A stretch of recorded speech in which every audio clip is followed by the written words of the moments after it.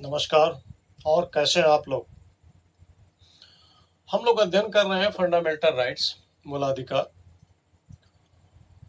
और मूलाधिकार की पहले ही आर्टिकल होती है 12, जो राज्य की परिभाषा कहा गया है।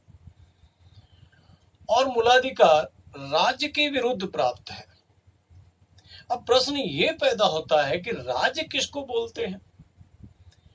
आम आदमी बोलचाल की भाषा में प्रदेशों को राज्य बोलता है, लेकिन यहां उसकी मीनिंग नहीं है। अगर हम पॉलिटिकल साइंस के विद्यार्थियों की बात करें तो ये देश को राज्य बोलते हैं, वो भी मीनिंग यहां नहीं है। इसकी मीनिंग अलग है कुछ, जो आर्टिकल 12 में स्पेशल व्याख्या की गई है और यहीं पर ये लागू होता है, बाकी लागू नहीं होता है कहीं। ये स्पेशल मीनिंग क्या है, इसको हम लोग देखते हैं। सबसे पहले ये देखिए, इसमें लिखा गया भारत सरकार एवं संसद, ये राज्य के अंतर्गत आते हैं। भारत सरकार का मतलब हुआ राष्ट्रपति, प्रधानमंत्री, उनका मंत्रिपरिषद और पूरा का पूरा उनका कर्मचारी का स्टाफ, ये सब उसमें आता है। और साथ ही केंद्रीय विधानमंडल, यानी जिनको संसद बोलते हैं। संसद कानून बनाती है देश के लिए, ये भी उसी में शामिल है।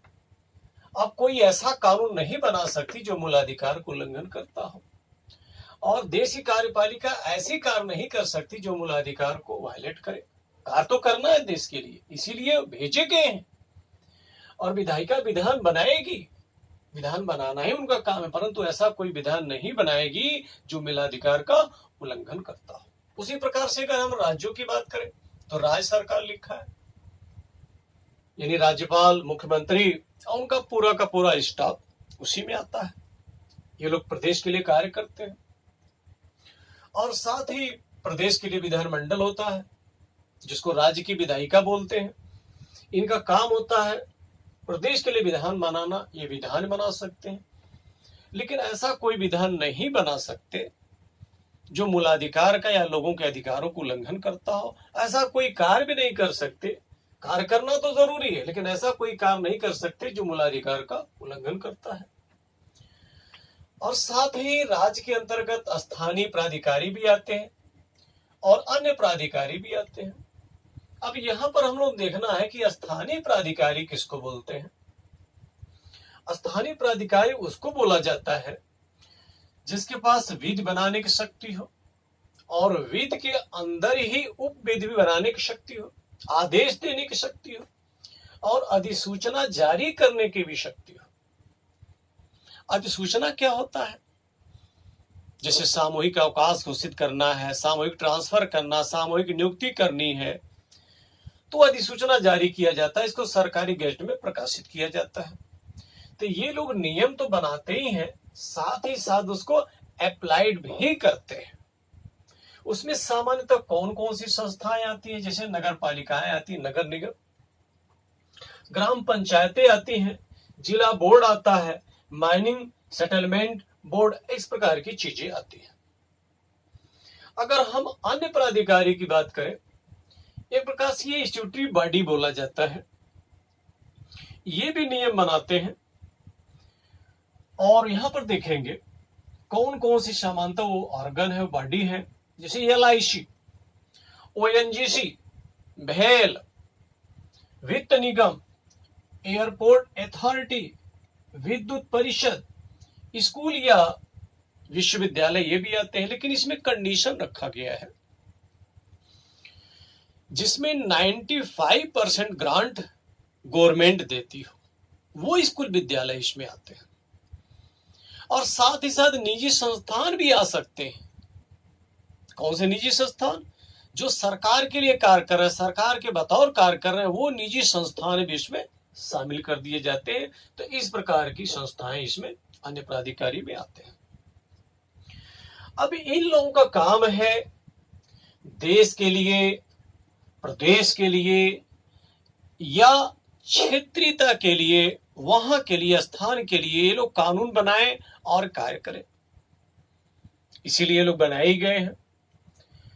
परंतु ये भी ध्यान देना है, इनके कार्य करने में कहीं ऐसा तो नहीं लोगों के अधिकार प्रभावित हो रहे हैं? अगर लोगों के अधिकार प्रभावित हो रहे हैं तो व्यक्ति न्यायपालिका जा सकता है। जिसे उदाहरण से हम लोग समझे, 2-3 उदाहरण से मान लेते हैं आप ही के शहर में सड़क सकरी हो गई है, गाड़ी मोटर बहुत ज्यादा हो गए हैं और सड़क को चौड़ा करना है। अब वो सड़क को चौड़ा करना है, क्या वहां का नगर निगम नहीं, आपके शहर का जो निगम है चाहे नगर पालिका है, वो राष्ट्रपति से पूछने जाएंगे, प्रधानमंत्री से पूछने जाएंगे, तब तो हो गया काम। इसीलिए उनको पावर दिया गया है, उस नगर निगम को पावर दिया गया है। वो क्या कर सकते हैं, सड़कों को चौड़ी कर सकते हैं। और सड़कों को चौड़ी करने में हो सकता है बहुत सी बिल्डिंगों को तोड़ना पड़े, तोड़ भी दिए जाते हैं, देखा भी आपने। कभी कभी ऐसा होता है कि जितनी सरकारी जमीन उतना तो तोड़ लिया सरकार ने, नगर निगम ने तोड़ लिया, और कई बार होता है उससे भी काम नहीं चलता है तो और तोड़ने की जरूरत पड़ती है। लेकिन जब और तोड़ेंगे तो उसमें सरकार की जमीन नहीं, वो पर्सनल प्रॉपर्टी है। तो उसके लिए क्या करते हैं, एक विधि बना करके उसको भी तोड़ सकते हैं। बगैर विधि बनाए नहीं तोड़ सकते।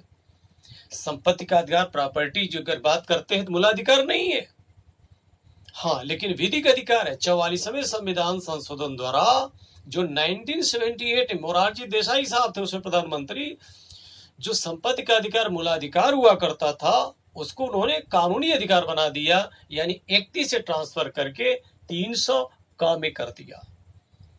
तो किसी की संपत्ति को लिया जा सकता है लेकिन विधि बनाकर लिया जा सकता है, ये जरूर पावर है। और भी देखिए कि मान ले कुछ ऐसी भी कंडीशन हो सकती है, अगर लगता है कि बहुत ज्यादा तोड़ना पड़ेगा, एक और रास्ता हो सकता है, नगर निगम चाह सकता है कि हम बाईपास निकाल दें, तो ये भी उसके पास पावर है, वो बाईपास निकाल सकता है। अगर हम एयरपोर्ट की बात करते हैं, एयरपोर्ट भी है, एक अथॉरिटी है, शहर के बगल में कोशिश किया जाता है एयरपोर्ट बनाए, क्योंकि इसके लिए ज्यादा जमीनें ऑक्युपाइड की जाती है। और ये लोग नियम बना देते हैं कि एयरपोर्ट के बाउंड्री के इर्द गिर्द बहुत ऊंची ऊंची बिल्डिंगें आप नहीं बना सकते। अगर ऐसा नियम न बनाए तो हो सकता है कोई 10 तल्ला, कोई 15 तल्ला बिल्डिंग बना दे, तो आप खुद बताइए प्लेन उतरेगा कैसे, उड़ेगा कैसे, वो तो क्रैश कर जाएगा। इसलिए इनके पास अथॉरिटी होती है। लेकिन ये बना दे कि नहीं 10 किलोमीटर के अंदर तक कोई मकान ही नहीं बना सकता, तब तो समस्या हो जाएगा, तब तो व्यक्ति के अधिकारों का उल्लंघन हो रहा है। और कई बार आप देखे होंगे, आप पेट्रोल भराने जाते हैं गाड़ी में, वहां स्पष्ट निर्देश रहता है कि सिगरेट नहीं पी सकते, वहां मोबाइल नहीं चला सकते। क्यों वहां के लिए नियम बने हैं? क्योंकि जो ही सिगरेट जलाएंगे तो वहां आग लग सकती है, मोबाइल चलाएंगे तो आग लग सकती है, वहां स्पार्किंग हो सकता है। इस प्रकार के बहुत सारे नियम बनाए जाते हैं। इनके पास एक पावर होता है, अथॉरिटी होता है। और कई बार ऐसा होता है कि आप देखे होंगे लोकल बॉडी टैक्स लगा देते हैं, भारत सरकार भी टैक्स लगाती, अब तो जीएसटी हो गया, लेकिन लोकल बॉडी के पास भी टैक्स लगाने का पावर होता है। अब ये देखना है कि वो पावर है कि नहीं। उनके पास विधान बनाने की शक्ति, विधान बना के लगा दिए तो कोई बात नहीं, ये अथॉरिटी है, परंतु ये देखना उनके पास ये अथॉरिटी है भी कि नहीं लीगल। कई बार ये भी देखे होंगे टोल टैक्स लग जाता है, टोल टैक्स देते भी, आप भी देते होंगे, लेकिन उसका टाइम ड्यूरेशन होता है। कहीं ऐसा तो नहीं टोल टैक्स लगा लिया और बिना टाइम का वसूले चले जा रहे हैं 10 साल 20 साल 50 साल, ऐसा नहीं हो सकता। इसीलिए इस पर रेस्ट्रिक्शन बनाए। इनके पास विधि बनाने की शक्ति है, उसको अप्लाइड करने की भी शक्ति है, लेकिन साथ साथ ये भी देखना है लोगों के अधिकारों का उल्लंघन ना हो।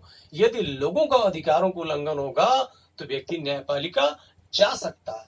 हाँ, उसमें यह है यदि फंडामेंटल राइट्स का उल्लंघन हुआ तो व्यक्ति के पास पावर है क्या, कि वो सीधे सुप्रीम कोर्ट आर्टिकल 32 से वो जा सकता है, और या तो वो आर्टिकल 226 से वो हाई कोर्ट जा सकता है। तो फंडामेंटल राइट्स के उल्लंघन में व्यक्ति सुप्रीम कोर्ट या हाई कोर्ट जा सकता है। सुप्रीम कोर्ट, हाई कोर्ट नागरिकों के मूलाधिकार की सुरक्षा की गारंटी लेता है। और याद रखें, कई बार ये भी पूछा गया प्रश्न कि मौलिक अधिकारों का रक्षक कौन है, तो याद रखेंगे सुप्रीम कोर्ट, हाई कोर्ट। मूल अधिकारों की रक्षा सुप्रीम कोर्ट, हाई कोर्ट करती है। तो इस तरीके से देखिए आ गया राज्य की परिभाषा। आगे चल करके हम लोग देखेंगे कि ये लोग जो विधि बनाते हैं, कोई विधि ऐसी नहीं बना सकते जो मूलाधिकार का उल्लंघन करती हो। इसका व्यवस्था आर्टिकल 13 में किया गया है। पूरा का पूरा प्रोसीजर हम लोग स्टडी करेंगे, उसमें देखें क्या क्या प्रावधान है। ठीक है, धन्यवाद।